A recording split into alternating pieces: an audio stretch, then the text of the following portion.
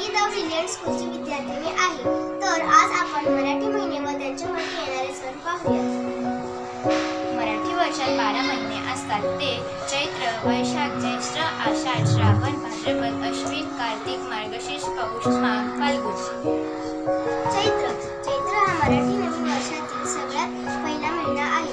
गुढीपाडवा हा सण आपण चैत्र महिन्यात शुक्ल पक्षातील प्रतिपदे तिथीला साजरा केला जातो. हा सण मराठी नवीन वर्षाची सुरुवात दर्शवतो. या दिवशी आपण विजय, समृद्धी आणि नवीन सुरुवातींचे प्रतीक असलेली गुढी दारात उभारतो व हा सण आनंदाने साजरा केला जातो.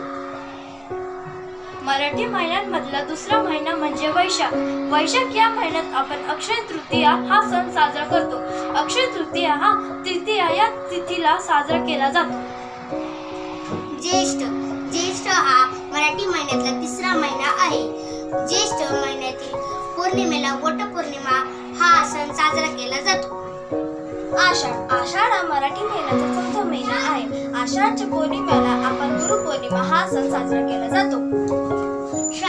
श्रावण महिना हा मराठी महिन्यातील 5वा महिना आहे. श्रावण महिन्यात आपण नागपंचमी सण साजरा करतो. भाद्रपद महिन्यात चतुर्थीला गणेशोत्सव साजरा केला जातो व अनंत चतुर्थीला उत्सवाची सांगता करतो. मराठी महिन्यातला 7वा महिना म्हणजेच आश्विन मध्ये घटस्थापना होते व पुढच्या 9 दिवस म्हणजेच नवरात्री आपण नवरात्री उत्सव साजरा करतो व 10व्या दिवशी म्हणजेच दसऱ्या दिवशी या सणाची सांगता होते. कार्तिक या महिन्यात नरक चतुर्थी या दिवशी आपण दिवाळी हा सण साजरा करतो. मार्गशीर्ष हा मराठी महिन्यातील 9वा महिना आहे.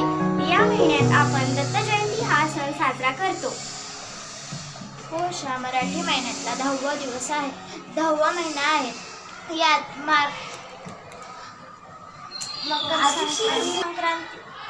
मकर संक्रांती हा सण 10व्या महिन्यात साजरा होतो. पौष हा मराठी महिन्यातला 10वा महिना आहे. यात मकर संक्रांती हा सण साजरा केला जातो. माघ हा महिना 11वा महिना आहे. या महिन्यातल्या सप्तमीला आपण रथसप्तमी हा सण साजरा करतो. फाल्गुन महिना हा शेवटचा महिना असून फाल्गुन महिन्यातील पौर्णिमेला आपण होळी हा सण साजरा करतो.